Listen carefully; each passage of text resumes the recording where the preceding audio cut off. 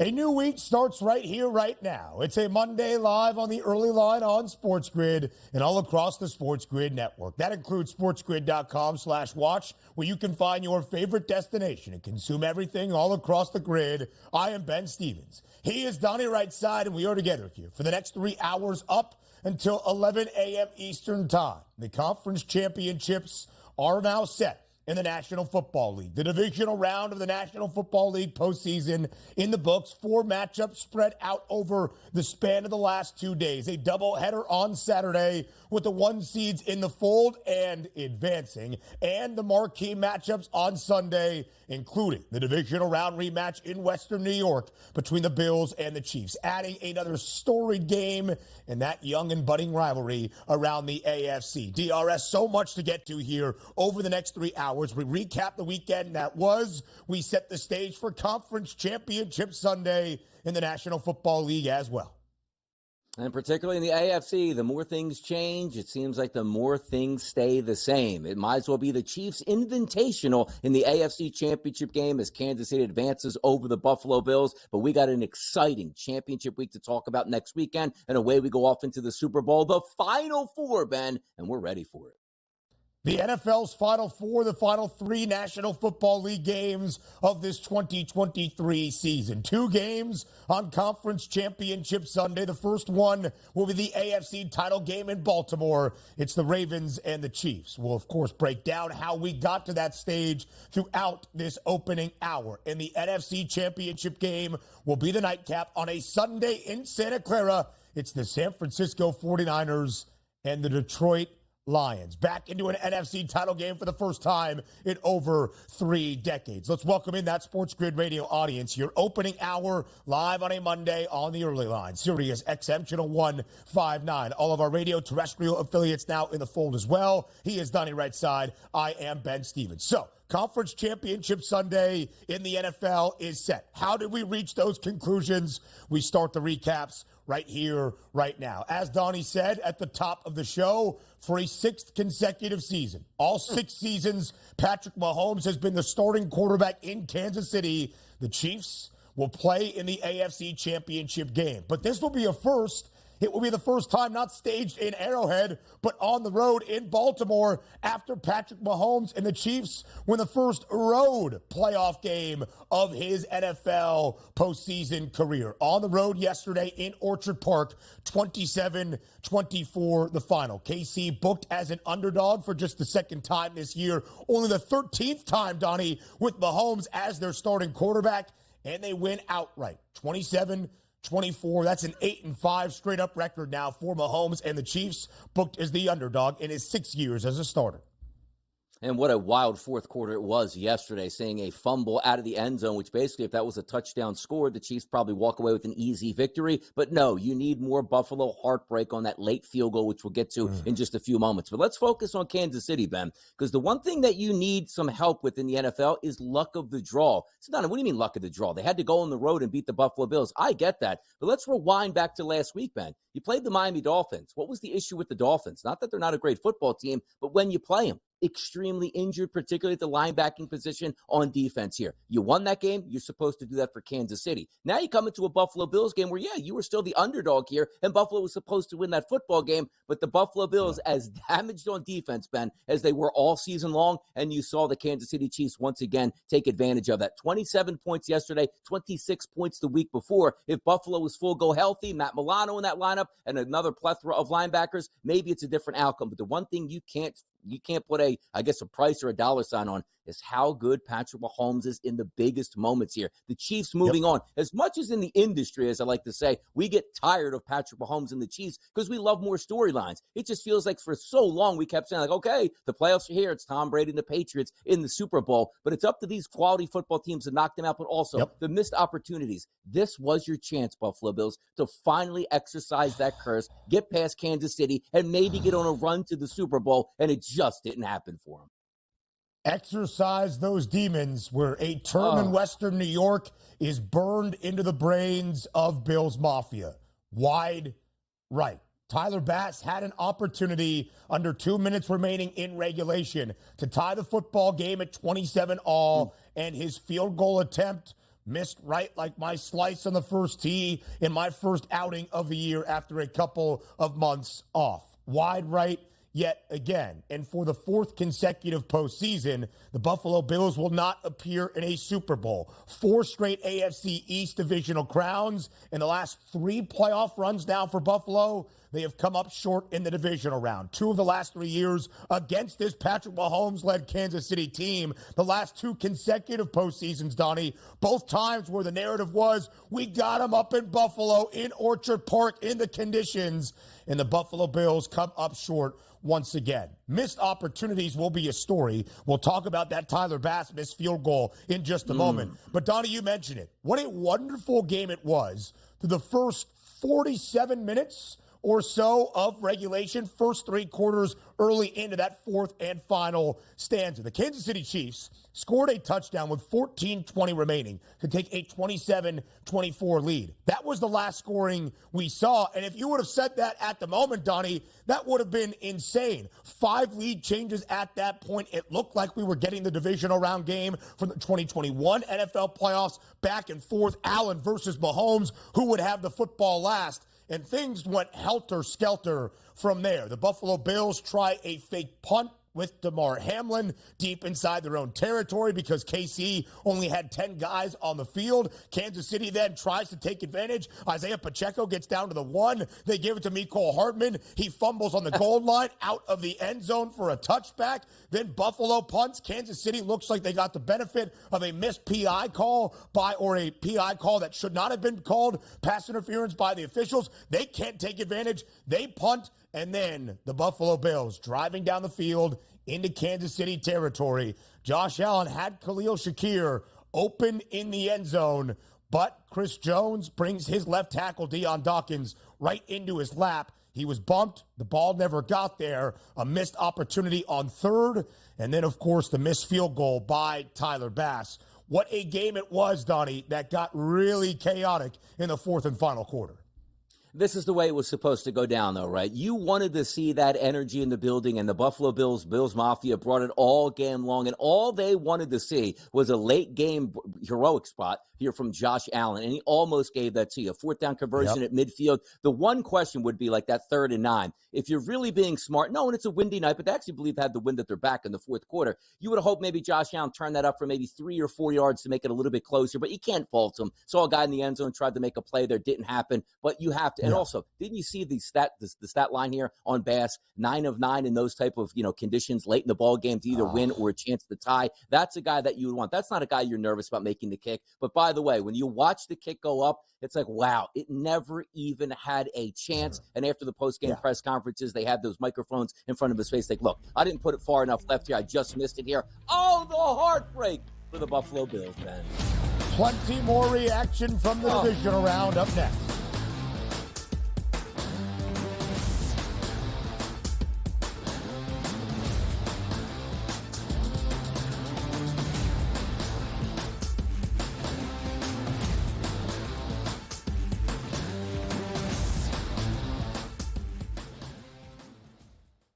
Quarterback at quarterback. We're going to lay some juice. We're going to have some dog prices. And we're going to go right in the middle. Because I don't know what they're doing. To me, they're in a complete rebuild, Kev. Go run, run, run.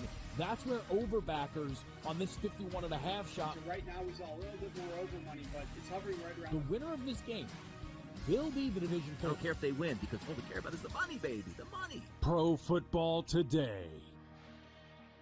It's smarter to be on SportsGrid. Last year, the Purdue Boilermakers upset by the 16 seed Fairleigh Dickinson. Is history going to repeat itself? Purdue is capable of winning 6 games in the NCAA tournament, but the fact is, until Purdue proves that it's capable of not just advancing, but advancing far in the bracket in March, this is going to be the storyline. And I've said that to you throughout the offseason. The early line. Only on SportsGrid. I'm not going to lie. I'm a Knicks fan. I feel bad for Obi Toppin. I mean, Obi Toppin was backing up Julius Randle, and then he got his opportunity. Indiana was playing great. Didn't play Dave, brought him off the bench. And now they got Pascal Siakam, and now he's going into a free agent year. So Obi may be looking for a new home. But I do like that fast break if it's Halliburton with Obi and Siakam. Betting above the rim, only on SportsGrid.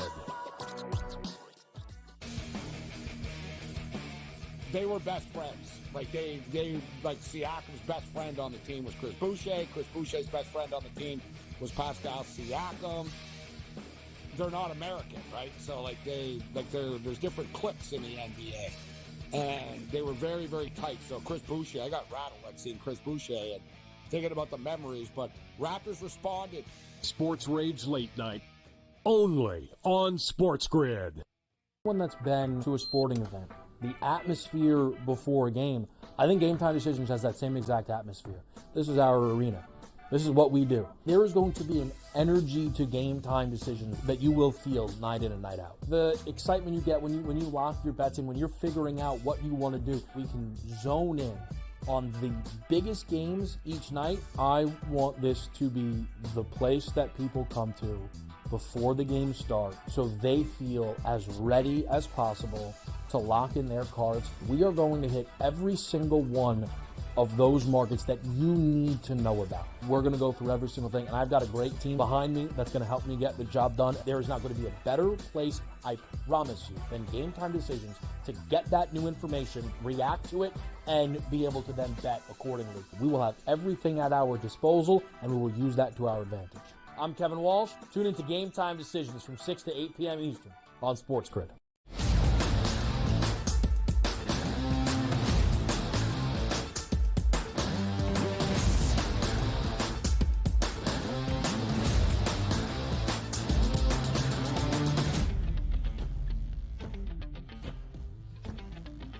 Patrick Mahomes has been the starting quarterback in Kansas City for 6 seasons, and in each of those 6 NFL campaigns, the Chiefs will now play in an AFC championship game. The narratives after Sunday in Western New York, the finale of the divisional round weekend in the National Football League postseason. Donnie, we knew that whatever the outcome was in Orchard Park yesterday, our reactions on this Monday we're going to follow the storylines. Patrick Mahomes in his first true road playoff start in his career. That was start number 16 yesterday, by the way, in his 6 NFL seasons in the playoffs on the road. Could he get a victory over the Buffalo Bills? Could the Bills at home in Orchard Park for a second consecutive year finally get past their demons and into an AFC title game? The answer was Patrick Mahomes continues the glorious run for Kansas City, and Josh Allen and Buffalo come up short once again. No turnovers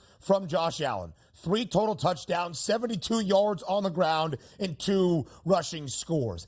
18 rushing TDs for Josh Allen throughout 2023. But the guy on the other side does have the upper hand. 17 of 23 for Mahomes, 215 yards, 2 touchdowns. Welcome back, Travis Kelce. 5 grabs, 75 yards, 2 receiving scores as well, much to the delight of his bare-chested brother, Jason Kelce, up in the stands holding his Labatt Blue. So a big night for Kansas City, who, Donnie, this has been the story of this emerging dynasty for the Chiefs organization. 6 years with Patrick Mahomes as the starting quarterback, 6 berths into an AFC championship game. Let's go star power hunting in this game, Ben, right? And we're going to start with the Buffalo Bills and Josh Allen. The handicap all week long was, I think most of us looked at that 43.5 price at the FanDuel Sportsbook on rushing yards and said, you got to be kidding me here. We know it's going to be on Josh Allen's back here if they want to win this football game. 12 carries, 72 yards, and 2 touchdowns. That's the heart of a champion here. Even though he didn't win that football game, and it might go down as, one of those guys that never could win the biggest of games, a la like a Dan Marino. At least Dan Marino got to a Super Bowl. We're never going to hold that against him, because in that performance yesterday, Did you watch that game and say, man, I really wish Josh Allen would have done more maybe with his arm? 26 of 39, 186, 1 touchdown, and no interceptions, not turning the football over, passer rating of only 86.1. That should have been good enough to win. Let's keep it with the Buffalo Bills here, because you need your biggest stars, Ben, in the biggest moments to step up. Has anybody seen Stephon Diggs since October? I mean, what actually happened? I had 2 prop bets in that yesterday. One was Travis Kelce, I'll get to in a second. The other was Stephon Diggs at an unbelievably low number of 59.5. Didn't show up in that game once again. And by the way, I loved what the Bills did to open up that football game, immediately getting the ball in the hands of Stephon Diggs to make sure he's into that game. First catch, 3 yards, fumbles out of bounds, caused a penalty on the Buffalo Bills for batting the ball out of bounds. I'm saying, like, man, something just isn't there. But from the Bills' perspective, I love Josh Allen and the way he stepped up. Now let's flip it over to the Kansas City Chiefs. Travis Kelce, unbelievable performance. Hasn't been himself, hasn't scored in months. In the biggest game on the road when you need your superstar, 5 catches, 75 yards, and 2 touchdowns. Isaiah Pacheco out of the backfield. And they said, Don, that's not really a superstar player. He is in that offense. If you want a cold weather running back who's going to run with fury, he gave that to you. 15 carries, 97 yards, including that late touchdown in the fourth quarter to take the lead. And Patrick Mahomes, what more can you say? Ben, they only threw the football 23 times. He completed 17 of those, 2 touchdowns, no interceptions, and a passer rating of 131.6. This isn't the same Kansas City Chiefs team that we've watched over the past 3 to 4 years. They're morphing into more of a, we'll play defense. We'll lean on our quarterback. We actually have now a running game, and we'll get some clutch moments from our superstar players like Travis Kelce. I can't believe the way they're winning. That's a sign of a healthy organization, not a one-track pony here.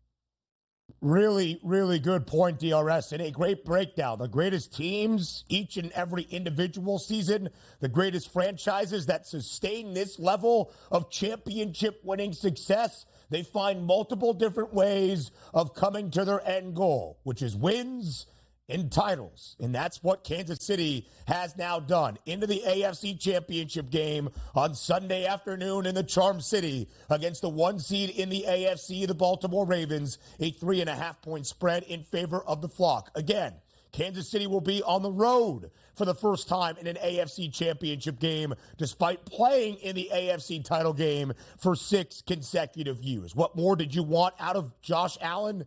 It's hard to say, but on that 2nd and 9 inside Kansas City territory, if he had just a half second more before Chris Jones brought Deion Dawkins into his lap, he might have found Khalil Shakir for the game-winning or at least go-ahead touchdown. That was under 2 minutes remaining in regulation. It leads to the 44-yard field goal attempt out of Tyler Bass. And again, the city of Buffalo, the greater Western New York area, doesn't need me to repeat these words, but I will one final time. Wide right. So that was the second game, DRS, in the doubleheader on Sunday to end out the divisional round weekend. For the second consecutive Sunday, the first game of the 2 was in Detroit.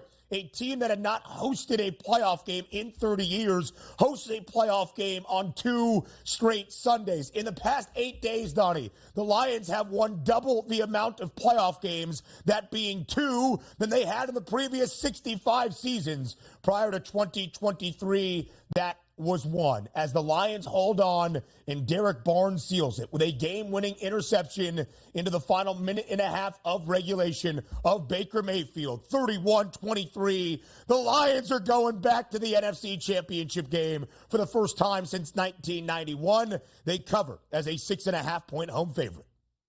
Great performance here by the Detroit Lions, right? And I guess you could say great is that the line closed around 6 points, end up winning that game by 8. So if you back the Lions, you absolutely loved it. This game was really interesting because you could take it from the kickoff, right? Sort of a slow start. I'm saying this is the one game in a dome, Ben, where we knew 2 quarterbacks were going to sling it. We knew 2 defenses that had a little bit of susceptibility on the back end. And we end up with 6 total points at the end of the first quarter and only 10-10 at the break. And Todd Bowles, in that old scheme that he likes, look, I'm going to lean on my defense, not going to force the issue. Everybody on X and Twitter getting angry, like, you got to go for it if you want to win. Even myself saying, hey, look, he's looking to play to cover as opposed to win. But it actually worked that theory here because they were in it all the way up through halftime. It's like, you know what? The missed opportunities here for the Detroit Lions, not with the ability to take care of some of those issues that they had on the back end. It was working out in their favor. But the second half here, we knew Mike Evans was going to be large in this game, Ben. 8 catches, 147, and a touchdown. Cade Otton, who was shot out of a cannon last week against the Philadelphia Eagles, continued that. 5 catches, 65 yards, and a touchdown here. Baker Mayfield finished with 349, but it just wasn't enough here. Why? Because that offense for the Detroit Lions is absolutely sensational in all ways. Jahmyr Gibbs, 9 carries for 75 yards. Amon-Ra St. Brown, not that 100-yard performance, but still a touchdown and 77 yards in this ball game. But if we were looking at the end of it, I love it when it comes right down to the wire. You had it in Buffalo last night. You also had it for the Buccaneers. A 14-point lead here, which evaporated on a great Mike Evans, run at the end of that, say maybe about 5-6 minutes in the fourth quarter, ends up scoring that touchdown. They get the football felt back like Baker's going to do it again, isn't he? And the defense came up strong where you don't rely on their pass defense. They had the biggest interception of that game to seal it. You feel so good for Detroit because this is something that hasn't happened in a long time. But also don't forget, this was a Tampa Bay Buccaneers team that not a lot of people expected a lot of because why? Baker Mayfield was your quarterback. And now it's apparent Baker Mayfield is your future quarterback as well if they get pay. Baker Mayfield and the Buccaneers with $1:50 left in the game on their own 10-yard line had to drive 90 yards and get a 2-point conversion if they were going to tie the game at 31 apiece because Todd Bowles did not like the analytics early in the game when he needed to be aggressive and go for it on fourth down. He did when Tampa scored that first touchdown down 31-17. Did not get the 2-point conversion, though, to make it just a 6-point margin. First offensive possession for Tampa Bay. An interception. That really kind of on Mike Evans, ball tipped up in the air. And the man, C.J. Gardner-Johnson, who likes to talk some smack, backed it up with his INT and then pitched it back to Baker Mayfield on the sideline. The final pick of the game, the third-year pro out of Purdue, Derek Barnes. The first interception, Donnie, of his 3-year career in the National Football League, happening to seal a victory for the Lions in the divisional round to send Detroit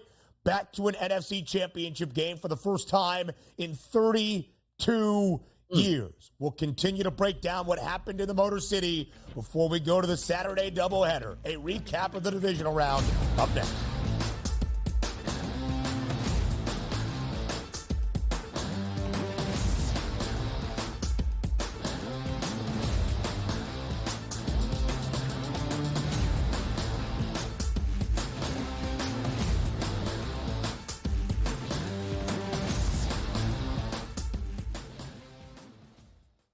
Quarterback at quarterback. We're going to lay some juice. We're going to have some dog prices, and we're going to go right in the middle.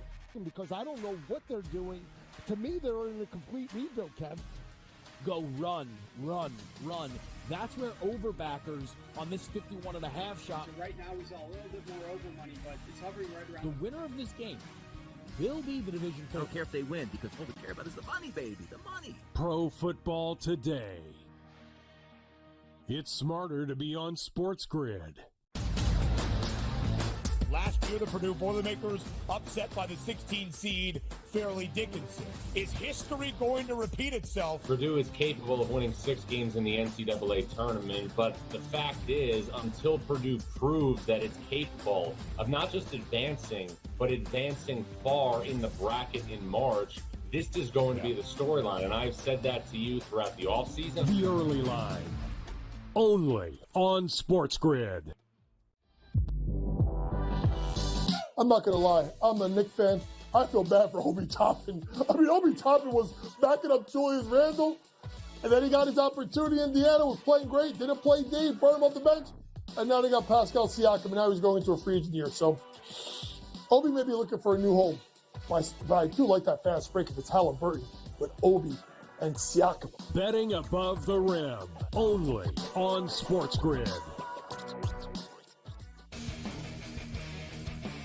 They were best friends. Like Siakam's best friend on the team was Chris Boucher. Chris Boucher's best friend on the team was Pascal Siakam. They're not American, right? So there's different cliques in the NBA, and they were very, very tight. So Chris Boucher, I got rattled like seeing Chris Boucher and thinking about the memories. But Raptors responded. Sports Rage Late Night. Only on SportsGrid. One that's been to a sporting event. The atmosphere before a game, I think Game Time Decisions has that same exact atmosphere. This is our arena. This is what we do. There is going to be an energy to Game Time Decisions that you will feel night in and night out. The excitement you get when you lock your bets in, when you're figuring out what you want to do, we can zone in on the biggest games each night. I want this to be the place that people come to before the games start so they feel as ready as possible to lock in their cards. We are going to hit every single one of those markets that you need to know about. We're going to go through every single thing, and I've got a great team behind me that's going to help me get the job done. There is not going to be a better place, I promise you, than Game Time Decisions to get that new information, react to it, and be able to then bet accordingly. We will have everything at our disposal, and we will use that to our advantage. I'm Kevin Walsh. Tune into Game Time Decisions from 6 to 8 p.m. Eastern on SportsGrid.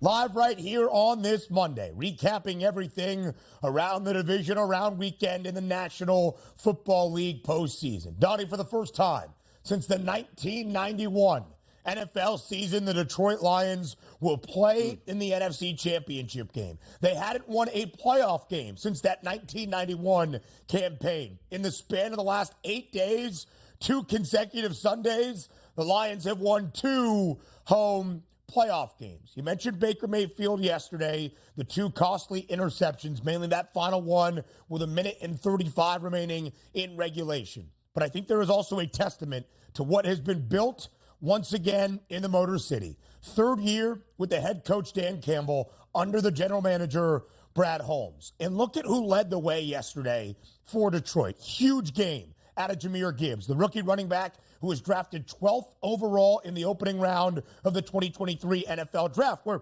oftentimes, Donnie, people say positional value for a running back that early on. Brad Holmes, are you crazy? 114 scrimmage yards and a touchdown yesterday. Sam Laporta led the game with 9 receptions, 9 grabs, 65 yards is that security blanket for Jared Goff. And on the other side, what a day for Brian Branch, the rookie safety out of Alabama. 9 tackles, a team high, 8 of them a solo tackle. He had a sack, a quarterback hit, and 2 tackles for loss. This rookie class in 2023 leading the way for the reemergence of this Detroit Lions franchise into a NFC Championship game once again. And yeah, Jared Goff over his passing yards prop of 279.5, and Amon-Ra St. Brown with 77 receiving yards. Not all that bad either.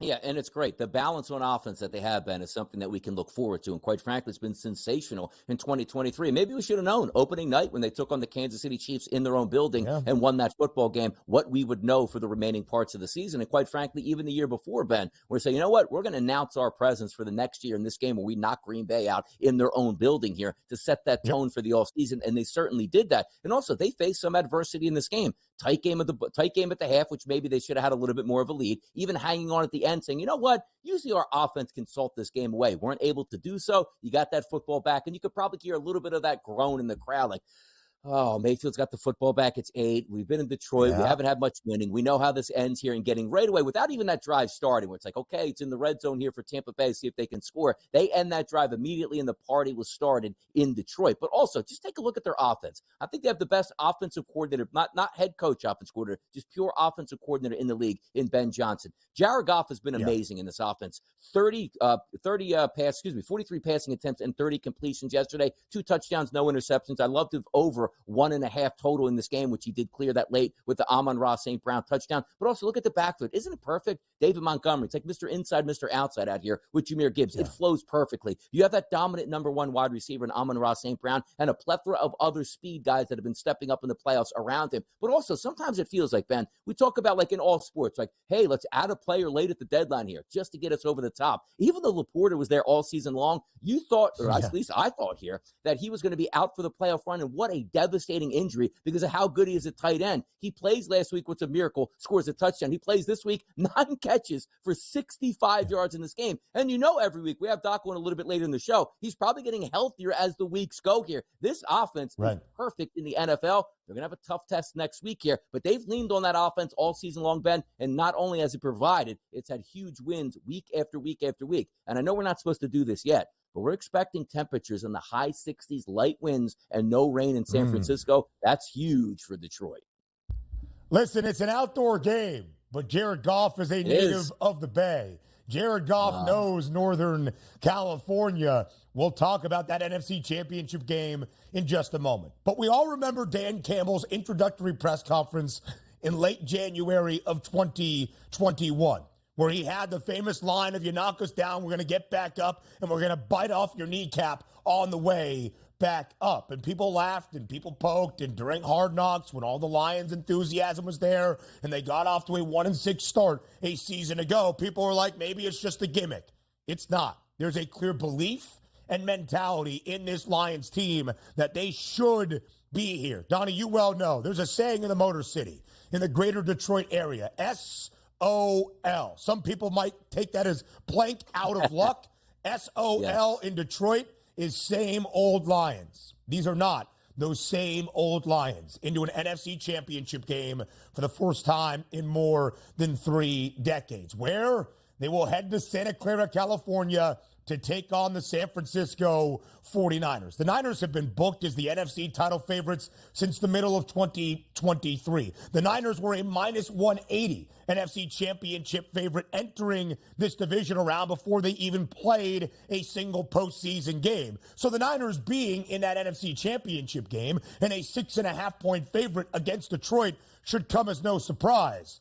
But Donnie, it was anything but easy for those 49ers on Saturday night. They do win 24-21 against the Green Bay Packers. That's 5 consecutive playoff wins against Green Bay. Matt LaFleur falls to 0-3 all-time against Kyle Shanahan, his former colleague, when they have reached the playoff run. But again, anything but easy. It was San Francisco down 21-17 when they got the ball back with 6 minutes and 18 seconds remaining in the fourth quarter. Brock Purdy leads a 12-play, 69-yard drive that took just over 5 minutes, and Christian McCaffrey finds the end zone for a second time in that game with just 1 minute and 7 seconds left. Jordan Love, who was sensational, throws a bad interception as the Packers were trying to put together a come-from-behind drive. San Francisco into an NFC championship game for the 4th time in the last 5 seasons, winning 24-21. Green Bay does cover, though, as a 9.5-point underdog. And sometimes just take a look and say, we can't trust our kickers sometimes in the biggest moments. The Buffalo Bills have a very good kicker. And again, in the biggest moment, you couldn't trust him with a missed field goal. I'm not saying that's why they lost that football game, because there's a lot more plays than a missed field goal. But you sent it right around the Green Bay Packers, where they were having the drive they needed to put that final nail in the coffin for the 49ers. They get all the way downfield, a 41-yard field goal wide to the left here miss, which gave that life back into the stadium, back in that offense. Mike goes, you know what? Now we can drive down and get a touchdown and win this game. You still have to do that. Brock Purdy wasn't great all night long. And by the way, that loss to Deebo Samuel early in the game really hurt that offense. But who did you lean on? Christian McCaffrey, 17 carries, 98 yards, and 2 touchdowns. And also Christian McCaffrey with 12 targets out of the backfield. I don't think he was feeling the effects of that calf injury late in the season. But when you needed Brock Purdy, he absolutely delivered, which included a massive red zone run here to put them closer and closer to scoring a touchdown here. You sort of felt bad for the Green Bay Packers because from my vantage point in this game, they were the better team for the majority of the game, but they just couldn't close the door. And you saw Jordan Love on that final drive. You had all of your timeouts, a minute to play. You didn't need a touchdown. You just needed a field goal. Your only job as quarterback is to get your guys in position to kick a field goal. Get it around midfield here. You can't force throws. And sometimes defensive backs and linebackers just make great plays here out on the field. That wasn't the case. It was a terrible desperation pass that you didn't need over the middle that got intercepted, and away the 49ers go into the NFC Championship game. But the sign of a true champion is, even when you don't bring your A game like Brock Purdy didn't have, show up in the biggest moments, and Brock Purdy absolutely, Ben, did that. And that will really be how we evaluate Brock Purdy. That final drive, again, 12 plays, 69 yards, just over 5 minutes in terms of times of possession. Brock Purdy on that final drive was 6 of 7 for 47 yards, also 2 rush attempts for 11 yards, proving vital in terms of making things more manageable throughout that final offensive possession for San Francisco.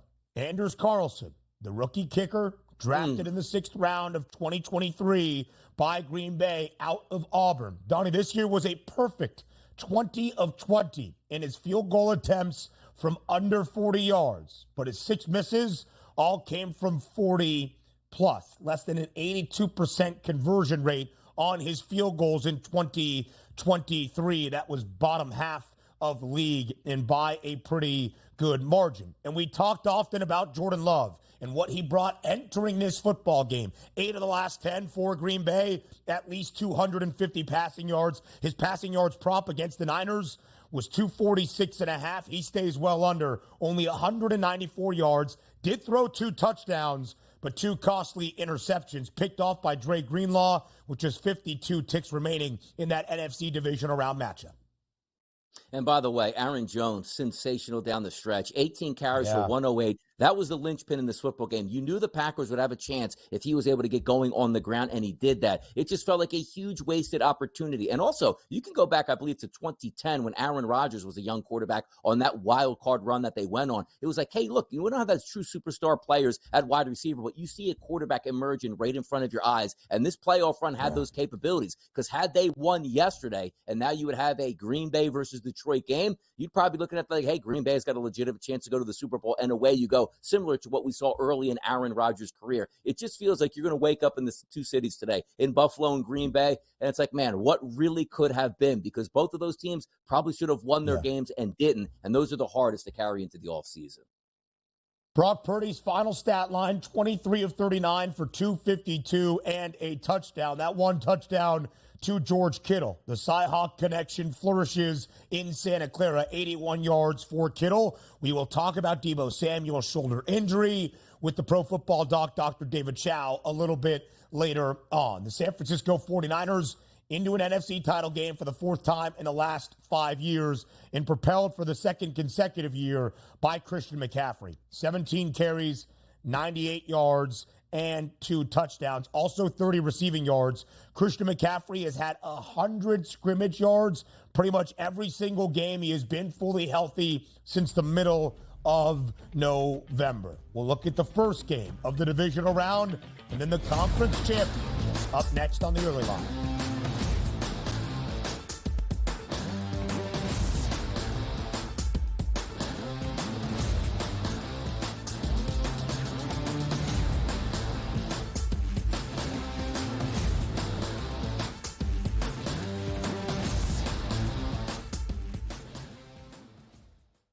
Quarterback at quarterback. We're going to lay some juice. We're going to have some dog prices. And we're going to go right in the middle. Because I don't know what they're doing. To me, they're in a complete rebuild, Kev. Go run, run, run. That's where overbackers on this 51.5 shot. So right now he's a little bit more over money, but it's hovering right around. The winner of this game will be the division. I don't care if they win, because all we care about is the money, baby, the money. Pro Football Today. It's smarter to be on SportsGrid. Last year, the Purdue Boilermakers upset by the 16 seed Fairleigh Dickinson. Is history going to repeat itself? Purdue is capable of winning 6 games in the NCAA tournament, but the fact is, until Purdue proves that it's capable of not just advancing, but advancing far in the bracket in March, this is going to be the storyline. And I've said that to you throughout the offseason. The early line. Only on SportsGrid. I'm not going to lie. I'm a Knicks fan. I feel bad for Obi Toppin. I mean, Obi Toppin was backing up Julius Randle, and then he got his opportunity. Indiana was playing great. Didn't play Dave, brought him off the bench. And now they got Pascal Siakam, and now he's going into a free agent year. So Obi may be looking for a new home. But I do like that fast break if it's Halliburton with Obi and Siakam. Betting above the rim. Only on SportsGrid. They were best friends. Like Siakam's best friend on the team was Chris Boucher. Chris Boucher's best friend on the team was Pascal Siakam. They're not American, right? So there's different cliques in the NBA, and they were very, very tight. So Chris Boucher, I got rattled at seeing Chris Boucher and thinking about the memories. But Raptors responded. Sports Rage Late Night. Only on SportsGrid. One that's been to a sporting event. The atmosphere before a game, I think Game Time Decisions has that same exact atmosphere. This is our arena. This is what we do. There is going to be an energy to Game Time Decisions that you will feel night in and night out. The excitement you get when you lock your bets in, when you're figuring out what you want to do, we can zone in on the biggest games each night. I want this to be the place that people come to before the games start, so they feel as ready as possible to lock in their cards. We are going to hit every single one of those markets that you need to know about. We're going to go through every single thing, and I've got a great team behind me that's going to help me get the job done. There is not going to be a better place, I promise you, than Game Time Decisions to get that new information, react to it, and be able to then bet accordingly. We will have everything at our disposal, and we will use that to our advantage. I'm Kevin Walsh. Tune into Game Time Decisions from 6 to 8 p.m. Eastern on SportsGrid.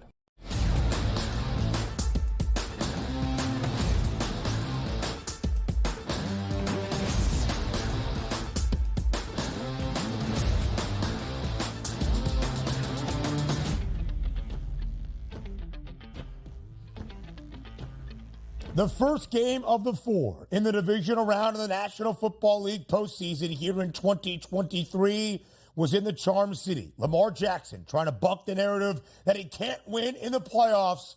And believe me, Baltimore did just that on Saturday afternoon. The flock absolutely hammering the Houston Texans 34-10. Baltimore easily covering as a 9.5-point favorite. The pregame total that dropped ever so slightly to 43.5 does go over. Lamar Jackson picks up just his second playoff win and his 5 postseason starts in the Baltimore Ravens. Donnie will play in an AFC championship game for the first time in more than a decade. First time since the 2012 NFL season, when, of course, they ended that season as a Super Bowl champion. And Baltimore Ravens, their defense was absolutely spectacular. It's been a solid unit all year long. And also, Ben, we're going to start talking about this, right? The next team who they play, which we have all week to handicap, not going to run into a banged up and injured linebacking core. So we'll see how that plays out. But also, didn't you have that inclination at the half, like, don't do this, Ravens? Like, we know you're the number 1 AFC seed. You're the best team. You're at home. You're rested and ready. It's a rookie quarterback. Why is that rookie quarterback not even playing well yet? And you're tied at the break at 10. Well, the second half was a completely different story as the Ravens 24-0 over the Texans here and got that 34-10 win overall. But I was a little bit worried. But you know what I wasn't? Here's what I love again. You pay superstar players to perform in big games. I know it sounds cliche here, but when you look at the Ravens, and you said before that game started, Ben, let me get this straight.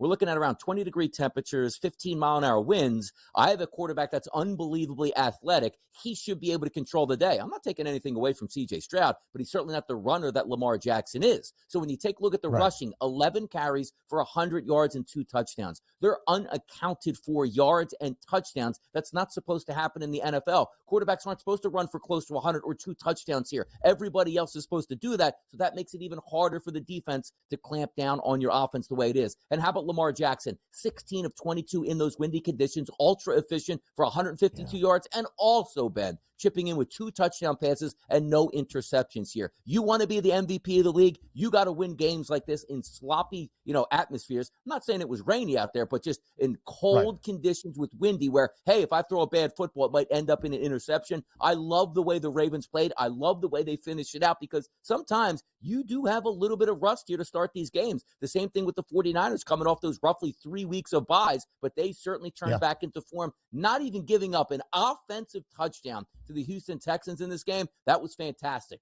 Here go the Ravens on that march to the Super Bowl. Only a punt return touchdown in the opening half was the only 7 the Texans saw all Saturday afternoon, and pure dominance in that second half. Whether it was shaking off the rust, a hard halftime speech from John Harbaugh, something clicked for Baltimore. 4 offensive possessions in the second half, a score on all 4, 3 touchdowns to start, a field goal to really ice things away late in that fourth quarter. In the final 2 touchdown drives for Baltimore, Donnie, there in the second half were double-digit plays, over 7 minutes in times of possession, and it went at least 78 yards down the field. The Houston Texans, up until the final drive when the game was well out of hand, down by 24 points, the Texans only ran 16 total plays in the second half until that final drive, and that was only 3 plays. So Houston was really left out of the equation in those final 30 minutes of regulation by the Baltimore Ravens. And narrative or not, storyline or not, drama or not, the truth of the matter was Lamar Jackson, in 4 playoff starts, entered this postseason run winning just 1 time. There were going to be those narratives to either be bucked or to be furthered following the game on Saturday in the Charm City. So when all of the onus is on a quarterback, when all of the onus is on the presumed NFL MVP in 2023, how do you perform? LaMarvelous, as our graphic might say. Only 152 passing yards, fine. But again, the conditions dictated that. 100 yards on the ground, 4 total touchdowns, not a turnover in that football game against the Houston team that had 2 pick sixes against Joe Flacco, the former Baltimore Raven, just a week prior. 5 playoff games for Lamar Jackson now, Donnie, in his National Football League career. He has ran for at least 100 yards, reaching the century mark in 3 of those 5 games.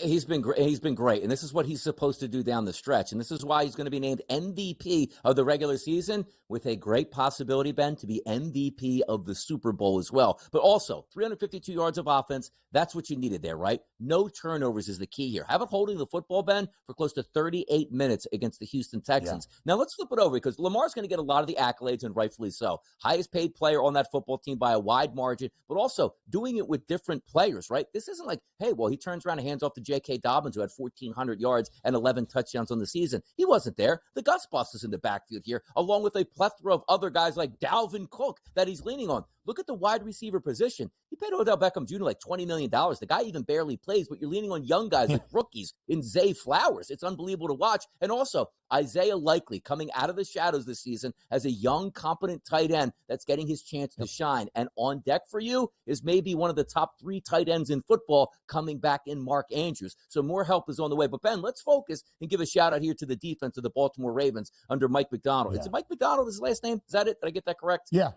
correct. Yeah, all right. He might even be a head coach by the time it's all said and done. Doing it a little bit differently than the Ravens have done in the past, which is a lot of blitzing combinations. But looking yesterday, or on Saturday, 213 yards of offense, the Houston Texans. Now, you might say, like, hey, Donnie, it was bad conditions, 14-10 final. No, this was a blowout, which means, like, the Houston Texans were probably going up against prevent defenses in the second half and still couldn't do anything. And also from a Ravens perspective, 34 points they scored, they weren't even easy. And what I say by easy is there were no turnovers by the Houston Texans in this game. Like, 2 pick sixes or a pick 6, or we got set up in our own red zone on a fumble by the Texans. That wasn't the case. This was a runaway in the second half to get those vibes out. Because, again, at a half, I had that uneasy feeling like, am I going to have to hedge out of my Ravens Super Bowl pick because I think they might lose to the Texans just so I get some money back? No siree here as they move on to the AFC Championship game. I was really impressed the way they closed that game down, Ben. Lamar was sacked more times than C.J. Stroud. Stroud threw for more yards than Lamar Jackson, but the big difference, 3 Ravens ran the ball for at least 40 yards, led by Lamar, who was the leading rusher against the Houston Texans on the opening Sunday of the year, in the final Saturday of the season as well, bookending a run to the Ravens to an AFC championship game. So before we dive into the AFC title game, what the odds look like, what the storylines will be on Sunday afternoon in the Charm City, one final time for the Houston Texans. No, it wasn't the storybook ending they were hoping for on Saturday afternoon in Baltimore against the Flock. But this Texans side wasn't supposed to be here. Rookie head coach D'Amico Ryans, who should win the Coach of the Year award. Rookie quarterback C.J. Stroud, who was drafted 2nd overall. But, Donnie, we entered that draft night in late April thinking Stroud's stock had fallen to a point he'd be lucky to go in the top 15, which was asinine at the time. And C.J. Stroud proved that each and every week throughout the 2023 NFL season. He's going to win Offensive Rookie of the Year. A win total for the Texans at 6.5 before the year got started. To even see the playoffs was plus 490. To win an AFC South Divisional crown was 10-1. And the Texans did all of that. No doubt about it, Donnie. It is a bright future ahead in H-Town. C.J. Stroud throwing for less than 200 yards in a game he was fully healthy and completed for the first time since the end of October. But he's the face of the franchise, led by D'Amico Ryans. If you are a Texans backer or supporter, you are incredibly optimistic for the future, regardless of the result on Saturday against the Ravens. Yep, and I'll echo that. Like as I said in the previous segment, you wake up in Buffalo today, that loss hurts. You wake up in Green Bay, that loss really hurts. Now, granted, Green Bay still does have a young quarterback, but the point is, nobody's waking up in Houston going like, man, that was such a terrible game on Saturday. I can't believe we wasted the season. The sky is the limit there because they finally got it right with the head coach and the quarterback in a way they can go on their run. Now, they have Tank Dell, who got injured this year. He'll be back next year. Right. Nico Collins was great this year. Let me tell you something. They have a lot of money down there in Houston. Guys are going to hit the free agent market like a Mike Evans, who I don't know if he's going to be able to escape Tampa Bay. But if you add a legitimate, I mean, look, I'm not knocking Nico Collins and Tank Dell. Quality out there. Haven't done it for a long time yet. You get a true veteran, number one, to go with C.J. Stroud in that offense. My goodness, I don't know what he's going to do next year to the NFL. But the case in point is the Houston Texans have arrived, and we might be getting used to them playing over the next 5, 6, 7, 8 years as true Super Bowl contenders. Great to see in Houston for a franchise that was so down on its luck that thought they had their previous franchise guy who gave up on them. They gave up on him, and who knows what was going to take place in that front office. They nailed it here, and they're on their way up.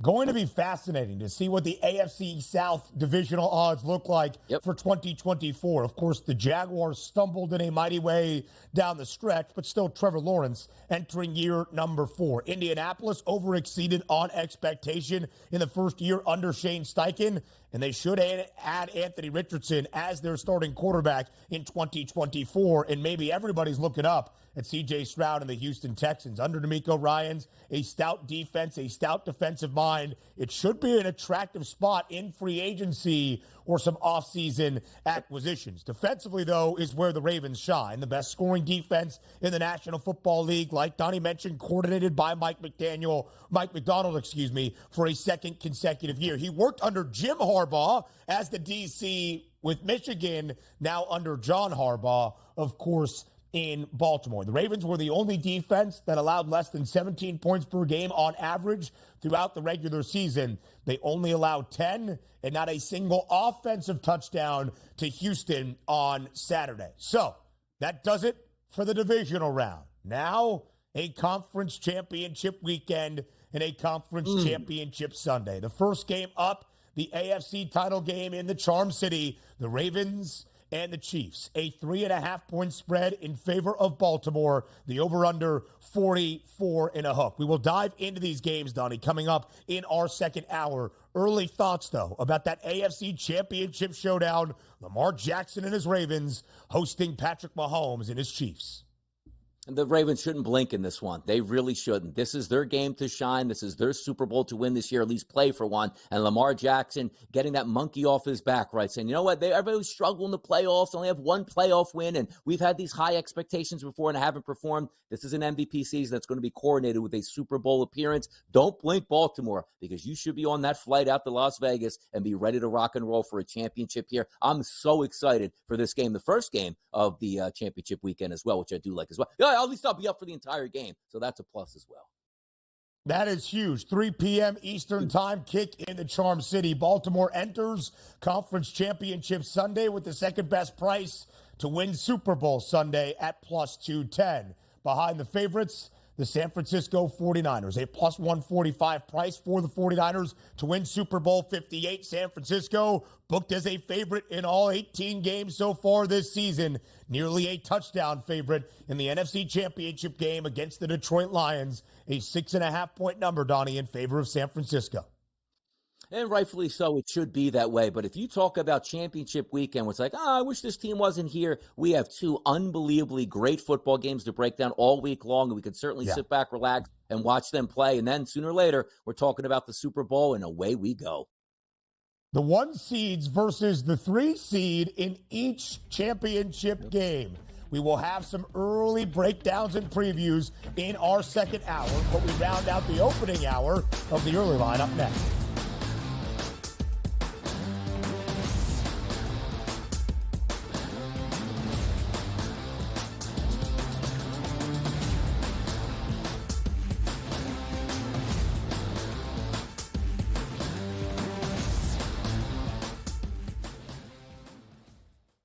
Quarterback at quarterback. We're going to lay some juice. We're going to have some dog prices, and we're going to go right in the middle. Because I don't know what they're doing. To me, they're in a complete rebuild, Kev. go run, run, run. That's where overbackers on this 51.5 shot. So right now we saw a little bit more over money, but it's hovering right around. The winner of this game will be the division. I don't care if they win because all we care about is the money, baby, the money. Pro football today. It's smarter to be on SportsGrid. Last year, the Purdue Boilermakers upset by the 16 seed Fairleigh Dickinson. Is history going to repeat itself? Purdue is capable of winning 6 games in the NCAA tournament, but the fact is, until Purdue proves that it's capable of not just advancing, but advancing far in the bracket in March, this is going to be the storyline. And I've said that to you throughout the offseason. The early line. Only on SportsGrid. I'm not going to lie. I'm a Knick fan. I feel bad for Obi Toppin. I mean, Obi Toppin was backing up Julius Randle, and then he got his opportunity in Indiana, was playing great, didn't play Dave, brought him off the bench, and now they got Pascal Siakam, and now he's going into a free agent year. So Obi may be looking for a new home. But I do like that fast break if it's Halliburton with Obi and Siakam. Betting above the rim. Only on SportsGrid. They were best friends. Like Siakam's best friend on the team was Chris Boucher. Chris Boucher's best friend on the team was Pascal Siakam. They're not American, right? So there's different cliques in the NBA, and they were very, very tight. So Chris Boucher, I got rattled like seeing Chris Boucher and thinking about the memories. But Raptors responded. Sports Rage Late Night.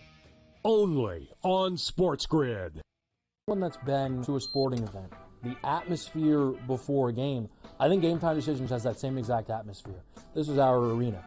This is what we do. There is going to be an energy to Game Time Decisions that you will feel night in and night out. The excitement you get when you lock your bets in, when you're figuring out what you want to do, we can zone in on the biggest games each night. I want this to be the place that people come to before the games start so they feel as ready as possible to lock in their cards. We are going to hit every single one of those markets that you need to know about. We're going to go through every single thing, and I've got a great team behind me that's going to help me get the job done. There is not going to be a better place, I promise you, than Game Time Decisions to get that new information, react to it, and be able to then bet accordingly. We will have everything at our disposal, and we will use that to our advantage.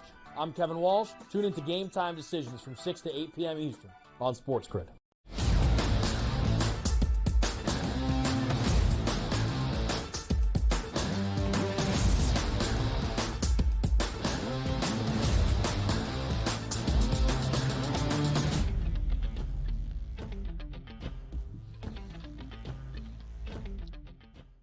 Rounding out this opening hour of a Monday Live right here on the early line on SportsGrid, it's Ben and it's Donnie. So now the NFL's Final Four will enter Conference Championship weekend. The first game up on Conference Championship Sunday is in Baltimore. It's the Ravens and the Chiefs. The nightcap on Conference Championship Sunday in Santa Clara, the 49ers and the Detroit Lions. That means 28 other teams already into the offseason.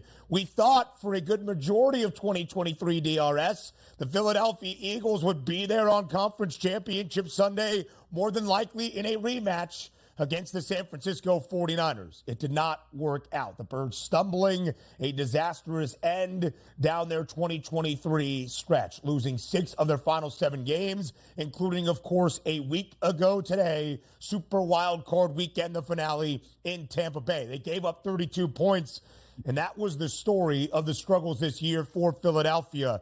A terrible defensive unit that was one of the best in the National Football League just a season ago. And because of that, the acting defensive coordinator, I guess, Sean Desai, was fired yesterday by Philadelphia. Donnie, was it the right move by Philly to move on from Desai and try to bring in a different DC moving forward?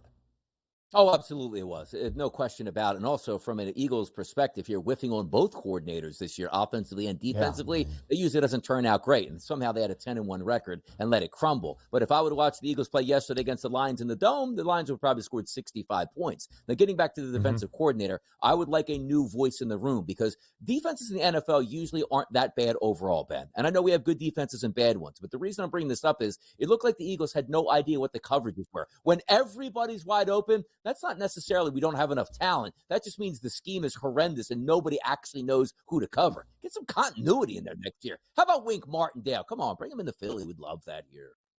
Oh, Wink would be a good Philly guy. Sean Desai was pulled from calling the plays defensively. Then Matt Patricia became the guy. He's also going to move on. It was a weird year in Philadelphia. Hour 2 starts in less than a minute.